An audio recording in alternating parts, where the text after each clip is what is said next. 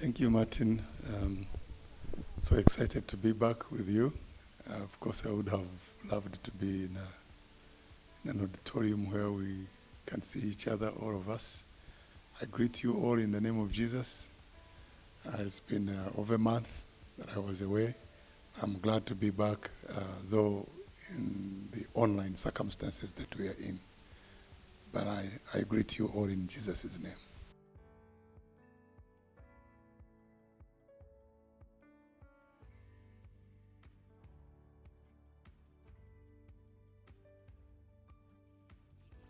So, about the situation, I have a verse I want to share with us. A few verses in the epistle of Paul to the church in Ephesus, Ephesians chapter 5, verses 15 through 17.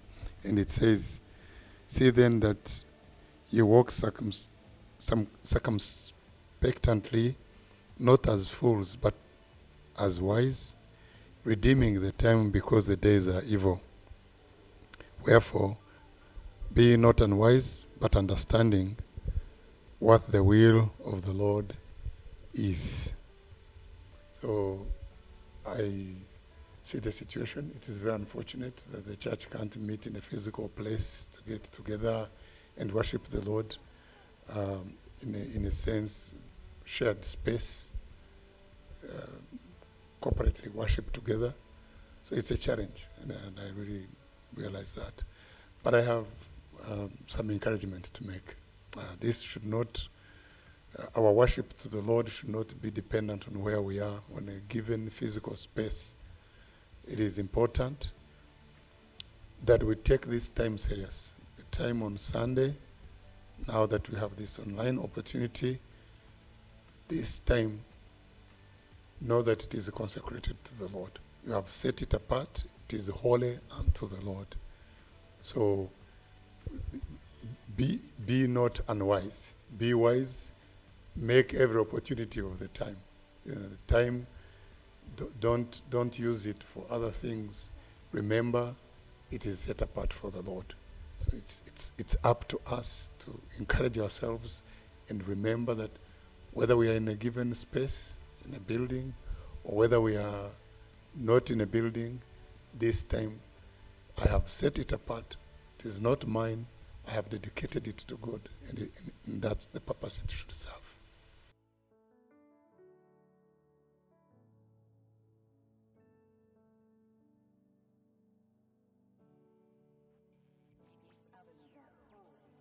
So Sunday, universally, all over the world, is a day of the week that even governments honor and have set apart, freed people to worship their God.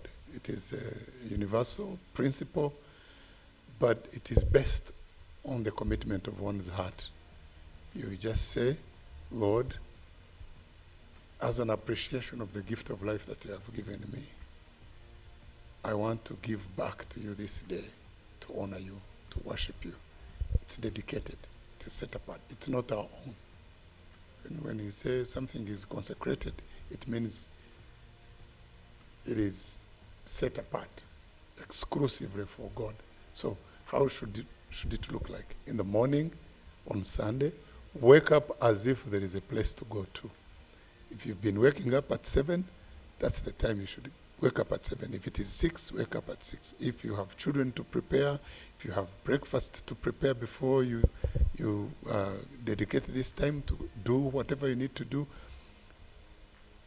have your shower or wash your face, brush your teeth, get ready as if as you normally did when you were about to go to a place of worship, so that the covenant you have with your God, that this time is consecrated for him. So what is consecrated actually is not the building. Yes, the building is also consecrated.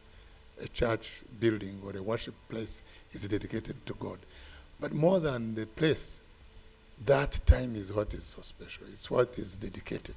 Because the building would be useless if people have not dedicated the time to God.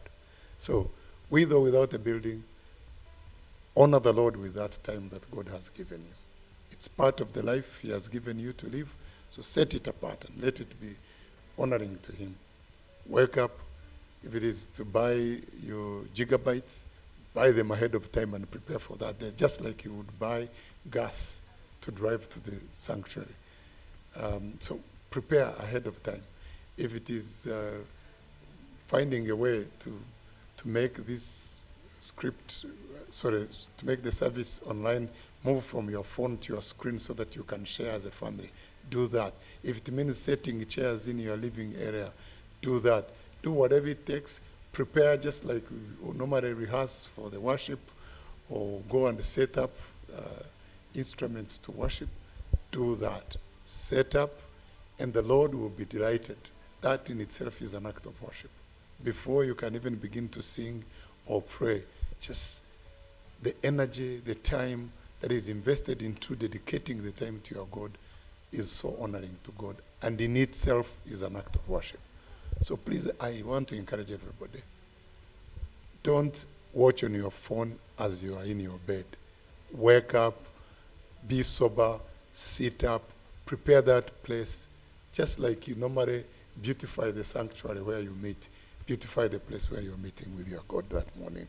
In your home, invite your family to come together. Let everybody be ready, and so that you can start.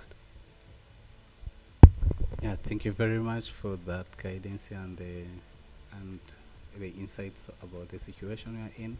We hope the audience and the church will live a life as Christians. Thank you.